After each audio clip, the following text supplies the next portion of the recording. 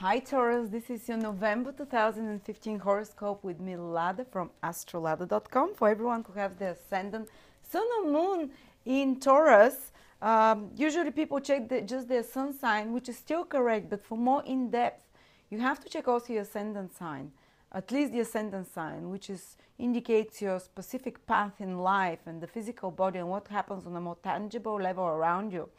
And the ascendant sign, you need to know your time of birth in order to know your ascendant sign, and you can find it out from my birth chart calculator. I'm putting a link for it here from the planetary detail table. And then you can mix the both readings, and they will both, even if they're contradictory, they'll be making sense on different levels in your life. So what's happening in November, Taurus? Let's first start with the biggest event in November. For the first time since a long time, basically, it's a series of difficult aspects between Saturn and Neptune. The last time there was a series of such difficult aspects, I think, was 2006. So you see how rare those configuration between Neptune and Saturn are. And the beginning of 2015, they were very close to an aspect again, and now it will repeat. And what is it about? It's happening in your 11th and in your 8th house. Neptune is in your 11th house of friendships, of social groups, of a place of belonging to society, of achievements and recognition in society, and especially your peer group. So there might be certain secrets that come out to the surface in November. Maybe you even feel it from October, maybe because it's a very slow transit. It can continue even into December, or maybe it's a process that started happening even from before. So there is certain secrets and hidden things, or things that were improper, that were dishonest in some way, or that there was a mistake that happened in regards to your social circles, in regards to friendships, in regards to relationships with friends and your social circle, such kind of people. It can come to the surface now, Taurus, because Saturn makes a difficult aspect, and Saturn is the bringer of karma, and Neptune is where we make mistakes usually. Neptune is where someone can pull the wool over our eyes, and if someone from our circle did this, it can come to the surface, or you can come to some realization that this group or this society that you belong to is not the right one, or it's been mistreating in some way, or you've been misleading yourself about the validity of their belief systems, or the validity of the truthfulness of your friends. Or it can come the other way around. If you've been taking a shortcut, or you've been dishonest, or you've been hiding something, or you've been misleading someone, or you've been confused and ambivalent about such matters concerning people in your social environment, groups that you belong to, what you think about society and the society around you. And also 11th house is long-term goals, the things that it's the house of dreams and wishes. So if you've had some maybe unrealistic long-term goal or dream or wish, which Neptune pulled the wool in front of your eye till now, and you were thinking, yeah, I can still be a ballet dancer, I'm 42, I'm overweight, but that's my dream, And then Saturn is the planet of reality, making this difficult aspect to your Neptune. It kind of slaps you and says, wake up, girl, Maybe you can dance at home ballet, but it's not realistic. So there's some awakening, realization. It can be painful because it's not an easy aspect, about something you've been misleading yourself about in regards to long-term dreams and wishes, or in regards to your social environment and where you want to be in society. That's why the 11th house rules both things, because it's what recognition we want from society, where we want to be, how we want to be appreciated in society. And this is the same as our long-term goals and dreams, and where you want to stay in society. So there's some kind of maybe a bit rough awakening, and maybe it started happening even early in 2015 for you, when this aspect was very close to forming, but now it forms properly. So you come into awareness of such a thing. Maybe it can be someone who wakes you up to that. Maybe you can be someone that the secret of a friend of yours comes to the surface and hits you, or realization, I don't want to be part of this society, or I don't want to be part of this or I've had too idealistic view of this group of women knitting and doing quilts together, and they've been gossiping behind my back or something. Or maybe you are doing some dramas and gossiping in regards to your friends, this can escalate now, and you can decide to correct your actions in that direction. Or if you don't do it willingly, Saturn will correct it for you from outside by some kind of feeling, recognizing the injustice or recognizing the wrongdoing, and or by being hurt in some way. I don't want to scare you. But also 8th house can be, I want to warn you, because 8th house is other financial dealings with other people and other people's resources, because Neptune is making a difficult aspect to Saturn there. And no matter how Saturn tries to be truthful and to be, because Saturn is this very serious planet, you want to be correct and sort out matters there, you might realize that you've been misled somewhere, and there might be someone trying to mislead you. So I'd advise you, when it comes to investing money with others in some way, or having to give money to others, be careful in November, because of this tight aspect. And Neptune, as we said, is a planet of illusion, sending difficult aspect to Saturn in your 8th house of other people's resources, money, and even secrets. So something to do with secrets can come to the surface, but it can also be escalate in some way. And be careful in your investment and your finances, because certain losses might come, because Neptune is also the planet of losses. So people who like to gamble, or people who like to who have money involved with others in some way, whether it's in a bank, whether it's in or they're being invited to invest in something, really check the small print. Be careful, because your financial situation can be destabilized because of this tight aspect. Or if you've done some mistake in the past in regards to finances with your and others, it can come somehow to the surface. And it's also about secrets. 8th house, just like the 12th house, rules naturally a secretive part of us, secrets that we have. And Neptune making a hard aspect to Saturn can make us even more hidden, trying to hide things more. But Saturn would want to break the karma of hiding those things as well. So there can be tension there in regards to such matters. On the positive side, 8th house is our psychological fears, complexes, anything that keeps us blocked, anything that keeps us feeling that we are, how do I say, anything that is our inner demons. That's the 8th house. And Neptune making this aspect to the 8th house, to a planet in the 8th house, can have a positive effect in some way, because Neptune can dissolve such kind of prejudices, because especially Saturn tends to be quite prejudicial and create even more fears when it's in the 8th house in regards to our inner demons.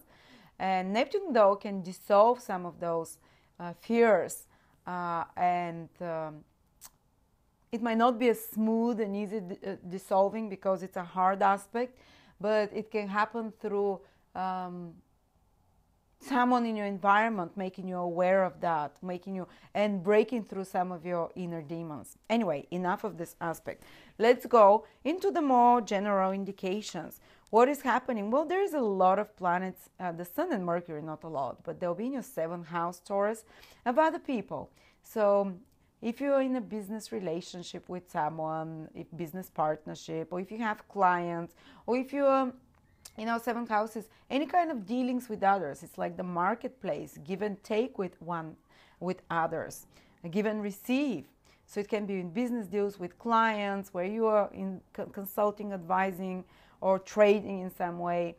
There is increased business activity there, because both Mercury and the Sun are business planets. The Sun is connected to action, taking action, and being initiative. Mercury is connected to managing and organizing and sorting out things. So you can put certain business matters, certain negotiations into order. You can be more active in such matters. And also, there might be more interactions with clients, and more interactions with your spouse, with your partner, communications, or maybe just increase communications with others one-to-one. And the focus is not on you. When there are planets in the 7th house of other people, it's rare that you stay focused on yourself and you're just involved with your own matters, unless your own matters involve also others in some way, you know.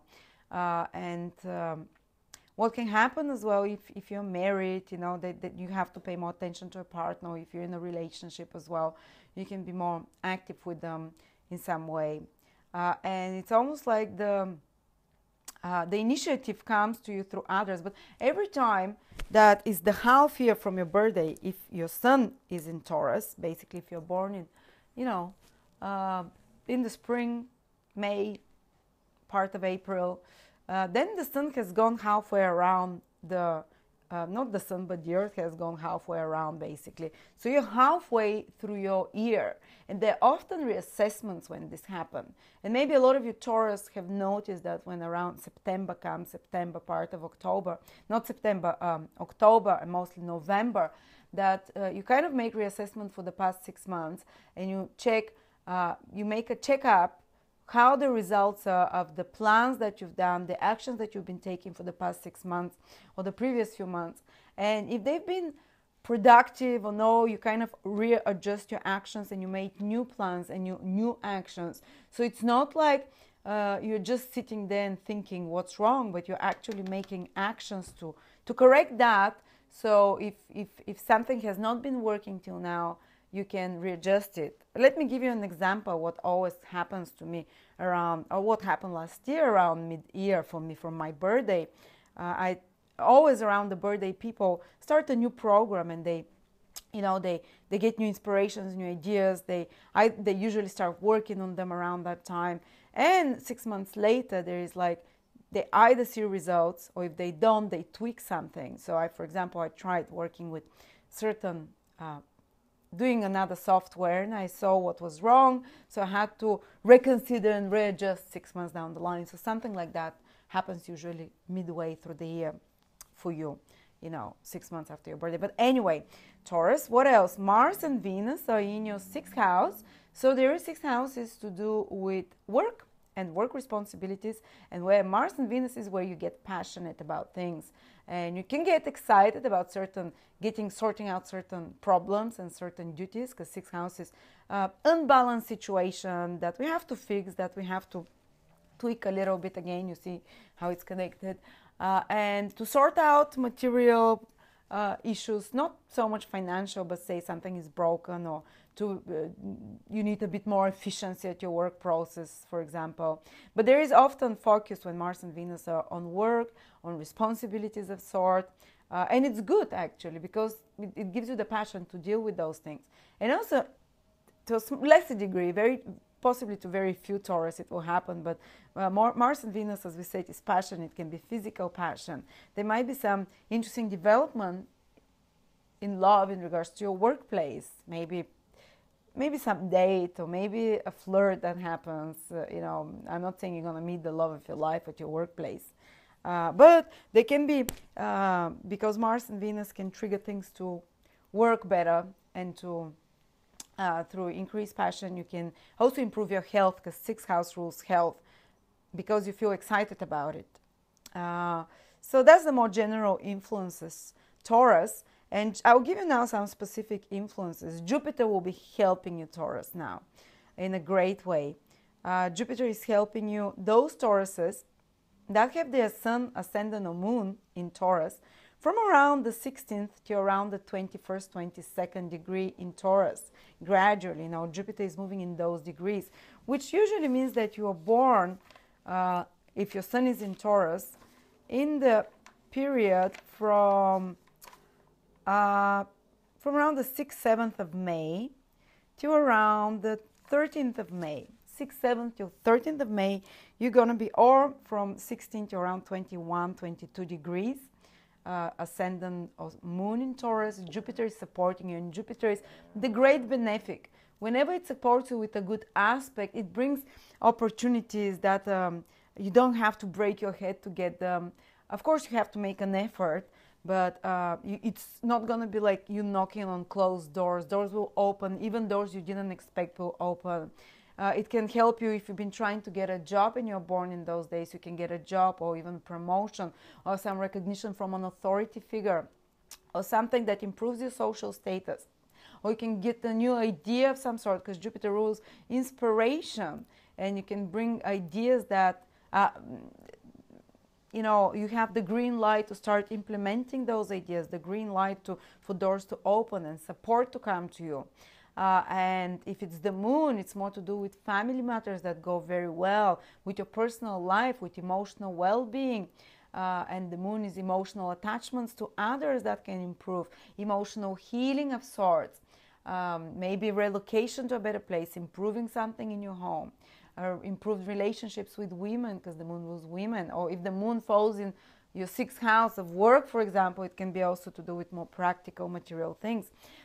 If it's your ascendant, overall your life, there is upliftment of spirit, and that's much needed for a lot of you Taurus after the previous 2.5 years of Saturn pushing you hard. And Jupiter wants to make you believe in life again, to find more meaning, to find more purpose, to bring new opportunities, and to bring more self-confidence to you. And it will come. And when your vibration rises, so does your ability to manifest.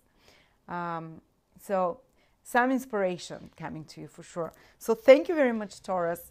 I hope you enjoyed this prediction. You can check out your specific personal transits for the next 3 years. No one else in the world will have them. From my birth chart calculator, from the planet, below all the charts, there is something called the transit list for the next 3 years. I have a video of each most important transit that you're going to have, and no one else will be going through the same transit unless they're your astrological twin, basically born in the same year, place, time, minute, hour, So that's more specific rather than the general predictions we're doing now. Or you can call me for a horoscope. Thank you, Taurus.